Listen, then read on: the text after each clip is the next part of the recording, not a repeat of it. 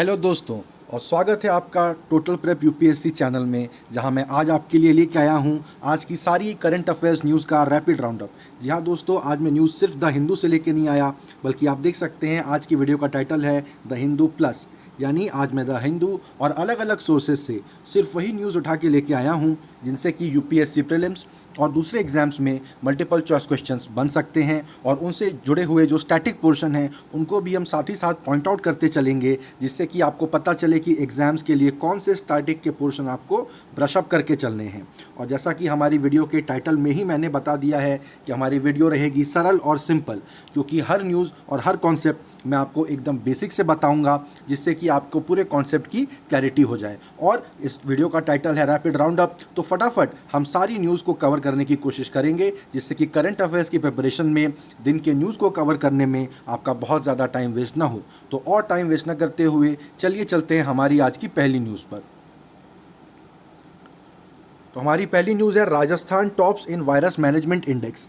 सिर्फ इस न्यूज़ में हमें सबसे पहला पॉइंट जो ध्यान में रखना है वो ये है कि गवर्नमेंट ने वायरस मैनेजमेंट इंडेक्स बनाया है, जिसमें कि स्टेट्स को रैंकिंग दी जा रही है और राजस्थान उसमें टॉप पे आया है। तो इसी से आप समझ सकते हैं कि अलग अलग स्टेट्स कोरोना वायरस को, क्योंकि वायरस की बात हो रही है तो यहाँ कोरोना वायरस की ही बात हो रही होगी दोस्तों, इसलिए अलग अलग स्टेट्स को कि वो कोरोना वायरस के स्प्रेड को कितने इफेक्टिवली कंट्रोल कर रहे हैं उसके बेसिस पर रैंकिंग दी जा रही है, जिसमें कि राजस्थान टॉप पर आया है। उससे रिलेटेड कुछ सेलिएंट पॉइंट्स यहाँ मैंने स्लाइड में मेंशन कर दिए हैं। वो है कि doubling rate in Rajasthan is 18 days while the national rate is 12 days. यानी देश भर में 12 दिनों में कोरोना पेशेंट्स की तादाद डबल हुई है, जबकि राजस्थान में वो 18 दिनों में डबल हुई है। यानी राजस्थान में कोरोना पेशेंट्स की संख्या कम गति से बढ़ रही है। और जैसा कि मैंने पहले ही आपको बताया, this is a ranking of states making their marking their ability to control the spread of the virus. और इसमें पैरामीटर्स क्या क्या होंगे आप खुद ही थोड़ी देर के लिए गेस कर सकते हैं कि वायरस के स्प्रेड को कंट्रोल करने वाले इंडेक्स में पैरामीटर्स क्या क्या होंगे। तो उसमें से कुछ एग्जांपल्स दिए गए हैं: active cases, recovered cases and mortality rates. इन नंबर्स, इन फैक्ट्स, इन आंकड़ों के बेसिस पर अलग अलग स्टेट्स को रैंकिंग दी गई है, जिसमें कि राजस्थान टॉप पर आया है। ये जब से नीति आयोग बना है तब से ये दो कॉन्सेप्ट्स काफ़ी न्यूज़ में रहते हैं, जो इन कॉन्सेप्ट्स को बहुत ज़्यादा तरजीह नीति आयोग देता है। वो है कॉम्पिटिटिव फेडरलिज्म एंड कॉम्पिटिटिव सब फेडरलिज्म। ये दोनों कॉन्सेप्ट्स आपको ब्रशअप करके रखने चाहिए, ज़रूर इन पे एमसीक्यू बन सकता है। और कॉम्पिटिटिव फेडरलिज्म के कॉन्सेप्ट के तहत ही अलग अलग स्टेट्स को अलग अलग पैरामीटर्स पे रैंकिंग दी जाती है, और अलग अलग स्टेट्स को इनकरेज किया जाता है कि वो अलग अलग डेवलपमेंट इंडाइसेस पे अच्छा परफॉर्मेंस दें और देश में अच्छा डेवलपमेंट हो। ये थी ये पहली news. Moving on to the next news, this is a very sad news, जो कि बहुत एक वायरल न्यूज़ भी है अबाउट ह्यूमन एनिमल कॉन्फ्लिक्ट। जो कि हुआ है कि केरला के पलक्कड़ डिस्ट्रिक्ट में एक हाथी के साथ ये एक दुर्घटना हो गई है कि उस हथनी ने, फीमेल हाथी ने, वो प्रेग्नेंट थी वो फीमेल हाथी, और उसने एक अनानास खा लिया जिसके अंदर में कि पटाखे डाल के रखे हुए थे। वो उसके पेट में जाकर फट गया, उसके पेट में काफ़ी तकलीफ़ हुई। 2 दिन तक वो हाथी नदी में जाके खड़ा रहा और उसके बाद उस हाथी के जान चली गई। तो दोस्तों, ऐसा अक्सर होता है कि किसान अपनी क्रॉप्स में जंगली सूअर आके अटैक न करें, तो उनके लिए इस तरह से कुछ व्यवस्था बना के रखते हैं, और कई बार बाय मिस्टेक कोई हाथी उन्हें खा लेता है, तो इस तरह के बहुत ही दुखद दुर्घटना उस घटना से हो जाती है। उस तरह की एक घटना यहाँ पर हुई है। मैंने इसको टाइटल ह्यूमन एनिमल कॉन्फ्लिक्ट इसलिए दिया है दोस्तों, क्योंकि बहुत आसान है ये सोचना, बहुत आसान है कि किसी से आप इस तरह से नफ़रत करने लगे ये सोचकर कि कैसा इंसान होगा जिसने जानबूझकर किसी हाथी के साथ इतना निंदनीय काम किया है। पर आपको पता होना चाहिए, इस आर्टिकल में भी द हिंदू ने अलग से पॉइंट आउट किया है कि ऐसा कोई एविडेंस नहीं है कि किसी ने जानबूझकर ऐसा कोई काम किया हो, बल्कि बाय मिस्टेक अपनी क्रॉप को प्रोटेक्ट करने के लिए कई बार किसानों को ऐसा करना पड़ता है। क्योंकि ह्यूमन एनिमल कॉन्फ्लिक्ट्स किस वजह से बढ़ते हैं दोस्तों? बिकॉज ऑफ डिफॉरेस्टेशन, जिससे कि and lackadaisical attitude towards management of wild life by the local government और द सेंट्रल गवर्नमेंट। तो जानवर और इंसान एक दूसरे के कांटेक्ट में ना आए, जानवरों के लिए प्रोटेक्टेड एरियाज़ बनाए जाएं, हाथी जैसे जानवरों के लिए प्रोटेक्टेड कॉरिडोर्स बनाए जाएं और इंसानों को वहाँ से दूर रखा जाए, ये गवर्नमेंट की रिस्पॉन्सिबिलिटी भी है और गवर्नमेंट की प्रायोरिटी भी है। गवर्नमेंट इस दिशा में बहुत स्टेप्स लेती भी है, पर कई बार सैडली ऐसा कोई इंसिडेंट हो जाता है जिसकी वजह से इस तरह के एक्सीडेंट्स हो जाते हैं। पर इस न्यूज़ से रिलेटेड मल्टीपल चॉइस क्वेश्चन क्या बन सकता है? एक टर्म है दोस्तों पैकीडर्म। पैकीडर्म इस्तेमाल किया जाता है हाथियों के लिए अक्सर। वैसे it is a generic term for very large mammals with thick skins. बहुत बड़े स्तनपायी जीव जिनकी चमड़ी काफ़ी मोटी हो, उनको पैकीडर्म कहा जाता है। जनरली हाथियों के लिए ये इस्तेमाल किया जाता है। और एक टर्म इसमें यूज़ किया गया है आर्टिकल में कि कुमकी। कुमकी हाथियों का इस्तेमाल किया गया, ये ट्राई किया गया कि जो वो हथनी नदी में खड़ी थी उसको बाहर निकाला जाए। कुमकी वो ट्रेंड हाथी होता है जिसके ज़रिए कि वाइल्ड हाथियों को किसी पर्टिकुलर डायरेक्शन में अट्रैक्ट किया जाता है, या एक तरह से कई वाइल्ड हाथियों को पकड़ने के लिए एक जो ट्रेंड हाथी भेजा जाता है वो कुमकी हाथी होता है। जनरली ये एक फ़ीमेल हाथी होती है जो कि आप समझ रहे हैं मेल हाथियों को अट्रैक्ट करके, जिनको जो भी लोग पकड़ना चाहते हैं, या तो हाथी जान माल को नुकसान पहुंचा रहे हैं करके वाइल्ड लाइफ ऑफिशियल्स उन्हें पकड़ना चाहते हैं, या कई बार पोचर्स भी इनका इस्तेमाल करते हैं हाथियों की उनके आइवरी टस्क को हार्वेस्ट करने के लिए, हाथी दांत को हार्वेस्ट करने के लिए। तो कुमकी एक ऐसा टर्म है जो बिल्कुल इस पे एमसीक्यू बन सकता है कि कुमकी क्या होता है। तो please make a note of this term. Moving on to the next news. आज की अगली न्यूज़ है about defacement of Buddhist icons. हाँ दोस्तों, इन गिलगिट बाल्टिस्तान आपको पता होगा, इस part of Pak occupied Kashmir, Jammu and Kashmir, erstwhile state of Jammu and Kashmir के नॉर्दर्न पार्ट का ये वो हिस्सा है जो कि अलॉन्ग विद पाक ऑक्यूपाइड कश्मीर ने इसको इलीगली ऑक्यूपाई करके रखा हुआ है। तो उस जगह पर ऐसी न्यूज़ आ रही है कि some 800 AD Buddhist rock carvings were damaged by some unknown elements. इसकी इमेजेस भी द हिंदू में दी हुई हैं कि कोई रॉक पेंटिंग्स बनाई गई थी related to the life of Buddha in 800 AD। उस एरिया में बुद्धिस्ट लोग रहते रहे होंगे उस समय पर। तो पर आज जाके किसी ने वहाँ पाकिस्तानी फ्लैग बना दिया है और कुछ चूने के पेंट से कुछ वहाँ पर उर्दू भाषा में, अरबी भाषा में लिख भी दिया है, जो कि कहीं से भी इसको जस्टिफाई नहीं किया जा सकता। कोई भी आपका व्यू किसी भी मुद्दे पे रहा हो, कोई भी आपको किसी भी धर्म के बारे में आप कुछ भी सोचते हो, 800 AD आज से देखिए कितने हज़ार साल पहले की ये हमारी सांस्कृतिक एक धरोहर है, उसको जाके अगर कोई डिफेस करेगा तो it is a loss for Mankind. लेकिन इससे रिलेटेड मल्टीपल चॉइस क्वेश्चन क्या बन सकता है गाइज? तो देखिए, सबसे पहला वो जो एरिया है जहाँ पर कि नॉर्दर्न एरियाज़ कहते हैं गिलगिट बाल्टिस्तान को, जहाँ पर कि पहले के समय में बुद्धिस्ट लोग रहा करते थे, तो उस एरिया में हुंजा वैली या हंजा वैली जो भी कहिए, पाकिस्तान के नॉर्थ वेस्ट फ्रंटियर प्रोविंस में वो हंजा वैली पाई जाती है। हंजा वैली के जो लोग हैं उन्हें बुरुशो भी कहा जाता है, और ये बुरुशो काफ़ी कम तादाद में, पर थोड़े से बुरुशो लोग जम्मू और कश्मीर में भी रहते हैं। इनके बारे में बीच में एक कहानी चली थी कि ये बहुत लंबा जीवन जीते हैं, करीब 120, 150, 180 साल इन लोग जीते हैं, पर बाद में पता चला कि ये एक मिथ है, ऐसा असल में होता नहीं है। तो इससे रिलेटेड एक इंटरेस्टिंग पॉइंट है, कोई हुंजा वैली या बुरुशो लोगों के बारे में आपसे क्वेश्चन कर सकता है। हालांकि और भी बहुत सारे क्वेश्चन इस आर्टिकल से निकल के आते हैं, वो मैंने बता दिया है कौन कौन से एरिया को आपको ब्रशअप करना है। The first is Bamiyan Buddha. Bamiyan Buddhas was the tallest Buddha statues under Taliban Afghanistan, जिसको कि कई साल पहले, करीब एक दशक पहले जब तालिबान का रूल था अफ़गानिस्तान पे, उन्होंने उनको बाकायदा ब्लास्ट करके तोड़ दिया था। The world community could not act in time, और एक इररिपेरेबल लॉस हो गया मानव जाति को, और वो बामिया बुद्धा को हमने हमेशा हमेशा के लिए खो दिया। एक और काफ़ी इंपॉर्टेंट पॉइंट है, मैंने यहाँ पर ब्लॉक लेटर्स में मेंशन किया गाइज, वो है दायमर भाषा हाइड्रो पावर प्रोजेक्ट। दायमर भाषा हाइड्रो पावर प्रोजेक्ट उसी इलाके में बन रहा है, इस आर्टिकल में मेंशन भी किया गया है। इसको पाकिस्तान और चाइना मिलके एक हाइड्रो पावर प्रोजेक्ट बना रहे हैं। जम्मू कश्मीर में और पाकिस्तान की साइड वाले कश्मीर में कौन कौन से हाइड्रो पावर प्रोजेक्ट बन रहे हैं, उन सब को लेकर भारत और पाकिस्तान के बीच में विवाद चलता है, और इसी पॉइंट से निकल के इंडस वाटर ट्रीटी का भी जिक्र बनता है। तो ये सारे पॉइंट्स आपको ब्रशअप कर लेने चाहिए, चूँकि ये न्यूज़ आई है उससे ये एरिया, ये हाइड्रो पावर प्रोजेक्ट और इंडस वैली और इंडस रिवर ट्रीटी, ये सब इम्पॉर्टेंट हो जाते हैं एग्ज़ाम के पॉइंट ऑफ व्यू से।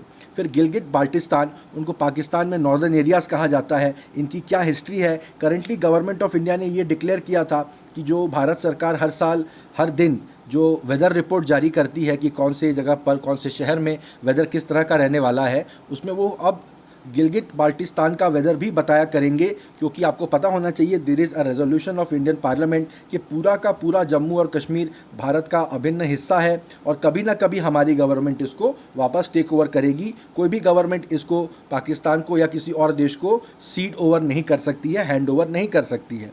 तो गिलगिट बाल्टिस्तान वो एरिया है जिसका कि भारत सरकार ने अब तय किया है कि वेदर रिपोर्ट हमारी वेदर डिपार्टमेंट हर दिन रिलीज़ करेगी। तो ये पॉइंट इंपॉर्टेंट है, एमसीक्यू में आ सकता है। And other the history of Gilgit Baltistan, जिनको कि पाकिस्तान में नॉर्दर्न एरियाज़ कहा जा सकता है, ये पूछा जा सकता है कि नॉर्दर्न एरियाज़ किसको बोलते हैं। छोटा सा पॉइंट है, यूपीएससी में तो नहीं पर किसी दूसरे एग्जाम में ज़रूर आ सकता है।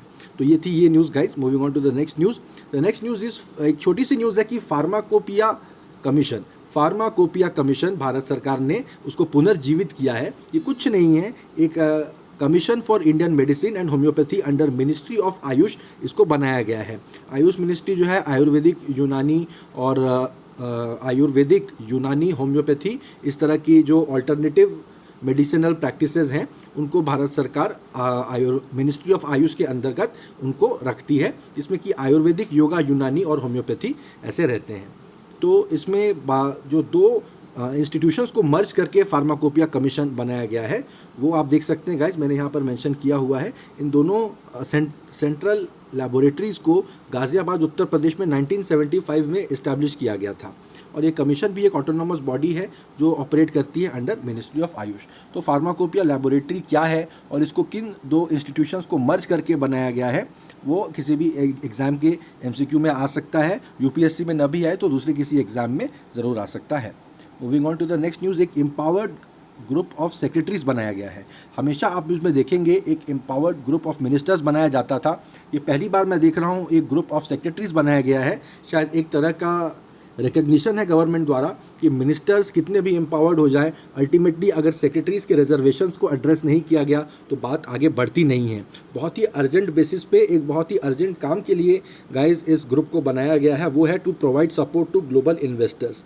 बेसिकली भारत सरकार दुनिया भर के इन्वेस्टर्स को इनवाइट कर रही है भारत में कि आप आइए यहाँ पर काम धंधे लगाइए, because number 1 our economy is suffering badly due to the corona virus pandemic, and point number 2 is कि पूरी दुनिया में इसका असर पड़ा है। तो अब हर इंडस्ट्री, हर कॉरपोरेशन एक तरह से they are seeking out newer locations for their businesses. हर बिजनेस, अब बहुत बड़े बड़े जो बिजनेसेस हैं वो सोच रहे हैं कि क्या किसी नई लोकेशन पे जाके मैं कॉस्ट कटिंग कर सकता हूँ या किसी तरह से अपने बिजनेस को एक बेहतर डायरेक्शन दे सकता हूँ जिससे कि मेरे रेवेन्यू और प्रॉफिट्स पे पॉजिटिव इम्पैक्ट पड़े। तो यही वो समय है जब आप कह सकते हैं मुहावरे के तौर पे कि लोहा गर्म है और हथौड़ा मार देना चाहिए। तो भारत सरकार ने वो हथौड़ा मार दिया है और वो ये है कि उन्होंने एक ग्रुप ऑफ सेक्रेटरीज बनाया है और इसमें मेंबर्स फ्रॉम नीति आयोग रहेंगे, सेक्रेटरी ऑफ रेवेन्यू डिपार्टमेंट रहेंगे और सेक्रेटरी फॉर इकोनॉमिक अफेयर्स भी रहेंगे। गाइस, फाइनेंस मिनिस्ट्री के अंदर 5 अलग अलग डिपार्टमेंट हैं जिसमें कि रेवेन्यू, इकोनॉमिक अफेयर्स और डिपार्टमेंट ऑफ इंडस्ट्रियल प्रमोशन, इस तरह की चीज़ें हैं। आपको पता होना चाहिए वो 5 कौन से डिपार्टमेंट्स हैं। हमेशा उनके नाम इकोनॉमिक सर्वे की रिपोर्ट में मेंशन रहते हैं अलग से।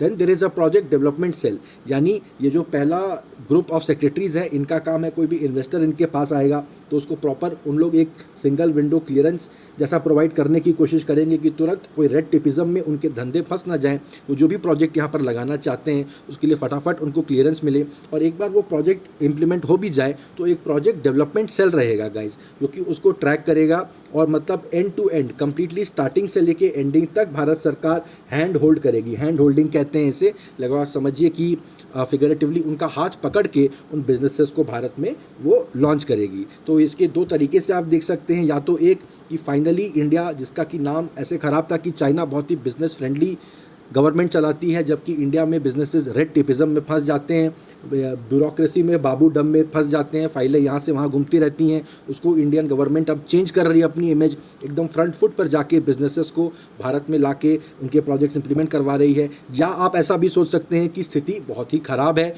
जो इस तरह की स्टेप्स हमको उठानी पड़ रही हैं कि जैसे तैसे करके फटाफट में हम बड़े बड़े प्रोजेक्ट्स यहाँ पर किक स्टार्ट करें, वरना हमारी GDP का जो लॉस है वो आम जनता के ऊपर भी उसका असर पड़ बढ़ने लगेगा। दोनों ही तरीके से, दोनों ही सूरत क्यों ना हो, ये बहुत ही एक वेलकम स्टेप है। तो ये एक बहुत इंपॉर्टेंट न्यूज़ भी बन जाता है। एम्पावर्ड ग्रुप ऑफ सेक्रेटरीज बनाया गया है, किस पर्पज़ से, ये बहुत इंपॉर्टेंट MCQ है। और इसके मेंबर्स कौन कौन रहेंगे, ये UPSC प्री में बिल्कुल आ सकता है, इसको नोट कर लीजिए। Moving on to the next news, there is a global economic prospects report 2020 by world bank. तो आपको पता होगा इस तरह की इकोनॉमिक रिपोर्ट जो हैं वो UPSC के लिहाज से बहुत ही एकदम वेरी वेरी इंपॉर्टेंट होती हैं। तो बिल्कुल आप नोट कर लीजिए कि the global economic prospects report कौन निकालता है, वर्ल्ड बैंक निकालती है, इस बार की निकाल चुकी है। और उन्होंने कहा है कि इमर्जिंग मार्केट्स और डेवलपिंग इकोनॉमीज़ की हालत ख़राब है। गाइस, डेवलप्ड, इमर्जिंग, डेवलपिंग और अंडर डेवलप्ड इकोनॉमीज़ का क्राइटेरिया क्या होता है, ये आपको नोट कर लेना चाहिए। मैं आपको एक बहुत ही वाइटल पॉइंट बताता हूँ कि अगर किसी डेवलपिंग इकोनॉमी में जो वहाँ के, जिनको कहते हैं कॉन्स्टिट्यूशनल बॉडीज़ जो हैं, जो रेगुलेटरी बॉडीज़ हैं, वो एक रेगुलर फैशन में काम करती हैं। गवर्नमेंट्स के चेंज होने से उन रेगुलेटरी बॉडीज़ के डिसीजंस पे असर नहीं पड़ता है, वो स्टेबल रहती हैं। जैसे सुप्रीम कोर्ट है, या आपकी कोई ब्यूरोक्रेसी है, या फिर जो रेगुलेटर्स है लाइक टेलीकॉम रेगुलेटरी अथॉरिटी है, इन एजेंसीज़ की नीतियों पे अगर हर साल जब गवर्नमेंट बदल जाए तो कोई फ़र्क नहीं पड़ता है, तो ऐसी डेवलपिंग इकोनॉमीज़ को इमर्जिंग इकोनॉमीज़ कहा जाता है। तो ये पॉइंट आपको नोट कर लेना चाहिए कि डेवलप्ड, डेवलपिंग, इमर्जिंग और अंडर डेवलप्ड इकोनॉमीज़ किस बेसिस पे कहा जाता है। तो इस रिपोर्ट में कहा गया है कि इमर्जिंग मार्केट्स और डेवलपिंग इकोनॉमीज़ जो हैं, they are highly vulnerable. This is why stating the obvious. आपको पता है कि कोरोना वायरस से जो क्राइसिस हो रहा है, उसकी वजह से सबसे ज़्यादा इमर्जिंग मार्केट्स और डेवलपिंग इकोनॉमीज़ को ही हर्ट हो रहा है। उसने कहा है कि they face health crisis, external shocks, restrictions, tourism, falling trade, capital outflows and commodity prices, ये सारे उन्होंने क्राइटेरिया बताए हैं। हालांकि मैं नहीं समझता इनसे रिलेटेड कोई भी क्वेश्चन आपको आएगा। ये पॉइंट इंपॉर्टेंट है कि GEP रिपोर्ट वर्ल्ड बैंक निकालता है। रिपोर्ट ने रेकमेंड किया है to make better policy choices. ये बहुत ही एक जेनरिक बात है कि बेहतर फैसले लीजिए, अपने देश की गवर्नमेंट को बेहतर कीजिए, greater debt transparency and major expansion of cash safety वगैरह वगैरह। ये जेनरिक पॉइंट्स है, ये किसी एग्जाम में नहीं आने वाले। ये रिपोर्ट वर्ल्ड बैंक निकालती है, ये वाइटल पॉइंट है। Moving on to the next news, government ने 10 सेक्टर एक आइडेंटिफाई किए हैं जिनसे कि हम अपना इंपोर्ट कट करेंगे। गवर्नमेंट ने जो आत्मनिर्भर भारत योजना बनाई है, उसके तहत हम चाहते हैं कि मैक्सिमम प्रोडक्शन हम देश के अंदर में करें और देश के बाहर से इंपोर्ट कम से कम करें। उसके लिए गवर्नमेंट ने, देखिए, department of promotion for industry and internal trade, DIPP जो है, ये भी फाइनेंस मिनिस्ट्री का एक डिपार्टमेंट है, जो कि मैं पिछली साइड में आपको बता रहा था। इन्होंने आइडेंटिफाई किए हैं 10 सेक्टर जहां से कि हम इंपोर्ट्स घटा सकते हैं। यानी इन एरियाज़ में हमारा स्ट्रेंथ है, हम अभी भी बाहर से क्यों इंपोर्ट कर रहे हैं, हम थोड़ा फोकस करके इन एरियाज़ पर थोड़ा ध्यान देके सेल्फ सफिशिएंट बन सकते हैं, हम एक्सपोर्ट कर सकते हैं। तो ये एरियाज़ हैं textile, jewellery, mobile, James, pharma, garments, electronics and machinery etcetera. इसमें आप देख सकते हैं कि मैक्सिमम सेक्टर्स जो हैं वो लेबर इंटेंसिव हैं, बहुत ही लेबर हैवी हैं, जिसमें कि अनस्किल्ड लेबर जो है उसको ज़्यादा एम्प्लॉयमेंट अपॉर्चुनिटीज़ मिलेंगी। तो पिछले कई सालों से टेक्सटाइल है और अपैरल है, यानी कि कपड़े और जूते, इन दो सेक्टर्स को इकोनॉमिक सर्वे बार बार हाईलाइट किए जा रहा है कि अनस्किल्ड लेबर को एम्प्लॉयमेंट पहुंचाने के लिए इन दो सेक्टर्स में हमारे देश को बहुत रैपिड स्ट्राइड्स करने की ज़रूरत है। बांग्लादेश और फिलीपाइंस इन दो सेक्टर्स में बहुत अच्छा काम कर रहे हैं, जिससे कि उन देशों में समाज के एकदम निचले तबके तक प्रॉस्पेरिटी पहुंच रही है। प्लस इन दो सेक्टर्स में औरतें भी बहुत भारी संख्या में काम करती हैं। तो आपको पता होगा कि when a woman earns a lot, तो उससे क्या है, उसके बच्चों को एजुकेशन भी मिलती है, सेविंग्स भी होती है, तो समाज काफ़ी आगे बढ़ता है। एनीवेज, तो ये 10 सेक्टर आपको याद कर लेने पड़ेंगे। एग्जाम में बिल्कुल आ सकता है कि वो कौन से 10 सेक्टर हैं जिसमें कि आत्मनिर्भर भारत योजना के तहत हम इंपोर्ट्स काटने जा रहे हैं। Moving on to the next news, इसी इंपोर्ट से रिलेटेड बात है, इसी इंडस्ट्री का एक मामला है। वो क्या है कि इंडिया और एशियान के बीच में एक फ्री ट्रेड एग्रीमेंट है, तो उसी का इस्तेमाल करते हुए बहुत सारी जापानीज़ AC कंपनीज़ हैं। इंडिया में स्प्लिट AC का जो मार्केट है उसको पूरा जापानीज़ AC कंपनीज़ डोमिनेट करती हैं, और वो इंडिया में रजिस्टर्ड हैं। तो वो दूसरे देशों से, फिलीपाइंस और इस तरह के, वियतनाम और थाईलैंड, इस तरह के देशों से सामान इंपोर्ट कर लेती हैं बिना कोई ड्यूटी दिए हुए, जो कि AC का 60 to 65% कॉस्ट यही है। तो किसी भी AC के प्रोडक्शन में 65% कॉस्ट जो है वो कंप्रेसर का होता है, और वो कंप्रेसर अगर जापानीज़ कंपनीज़ वियतनाम और थाईलैंड से इंपोर्ट कर लें बिना टैक्स दिए, ये बोल के कि हम इंडिया में रजिस्टर्ड हैं, इंडिया और एशियान का तो फ्री ट्रेड एग्रीमेंट है, तो उनके एसी कितने सस्ते पड़ जाएंगे, और हमारे देश के एसी मैन्युफैक्चरर्स अगर ना कर पाएँ ये काम, तो ये तो फिर जापानीज़ कंपनीज़ हमारे फ्री ट्रेड एग्रीमेंट का इस्तेमाल करके पूरा मार्केट डोमिनेट कर रही हैं। तो हमने फ्री ट्रेड एग्रीमेंट एशियान के साथ क्यों किया है? क्या जापान को बेनिफिट पहुंचाने के लिए? नहीं, वो तो हमारे बेनिफिट के लिए किया है। तो ये एसी का जो मार्केट है, इसको लेके गवर्नमेंट ने स्पेशल फोकस किया है आत्मनिर्भर भारत अभियान के तहत।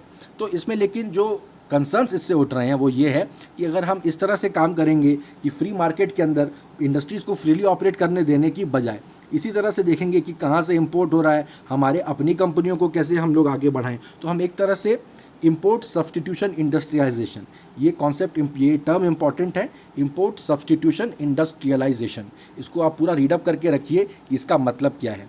तो इससे क्या क्या दिक्कतें हैं वो भी स्लाइड में दी हुई है। बेसिकली 1991 के पहले इंडिया में मोर और लेस ऐसे ही होता था। उसके बाद के हमने जो लिबरलाइज़ किया है तो वो सारे बेनिफिट्स को हम लूज़ कर देंगे अगर हम वापस उसी माइंडसेट में चले जाएं। तो अगेन एक और पॉइंट मैंने मेंशन किया है अबाउट एलपीजी रिफॉर्म्स, जो कि आपको liberalisation, privatisation and globalisation reforms 1991 में PV Narasimha Rao ji prime minister थे, डॉक्टर मनमोहन सिंह उस समय फाइनेंस मिनिस्टर थे, तब ये रिफॉर्म्स लाए गए थे, जो कि जिसको कहते हैं वाटरशेड मूवमेंट था इंडियन इकोनॉमी की हिस्ट्री में, या आप बोल सकते हैं पोस्ट इंडिपेंडेंट इंडिया की हिस्ट्री में भी it was a watershed movement.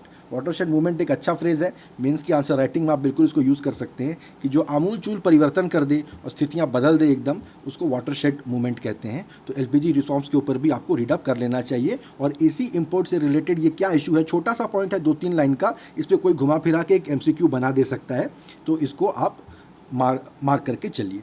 Moving on to the next news, Swadesh करके एक इनिशिएटिव है जो पिछले कई दिनों से न्यूज़ को फॉलो कर रहे हैं। वो देख रहे होंगे कि पहले यूपी गवर्नमेंट, फिर महाराष्ट्र गवर्नमेंट और फिर एमपी गवर्नमेंट ने इस तरह के पोर्टल्स बनाए हैं जिसमें कि जो अनस्किल्ड या सेमी स्किल्ड वर्कर्स हैं वो जाके रजिस्टर कर सकते हैं, अपना स्किल्स मेंशन कर सकते हैं और अपने स्टेट के अंदर ही जॉब्स को सर्च कर सकते हैं। क्योंकि इस कोरोना वायरस से रिलेटेड लॉकडाउन के बाद हमें ऐसा लगा कि हमारे देश में बहुत ज़्यादा माइग्रेंट लेबर है, करोड़ों करोड़ लोगों को अपना देश, अपना राज्य छोड़ के दूसरे राज्यों में जाना पड़ता है, और ऐसी कोई परिस्थिति आ जाती है, कोई सिचुएशन आ जाती है तो हर कोई अपने घर के दरवाजे बंद कर लेता है, और जो माइग्रेंट है उसको वापस जाने के लिए भी कोई फैसिलिटी नहीं मिलती है, उसे रोड पे चल के जाना पड़ता है। ये एक बहुत बड़ी ह्यूमैनिटेरियन क्राइसिस, एक मानवीय त्रासदी हमारी आंखों के सामने से होकर गुजरी।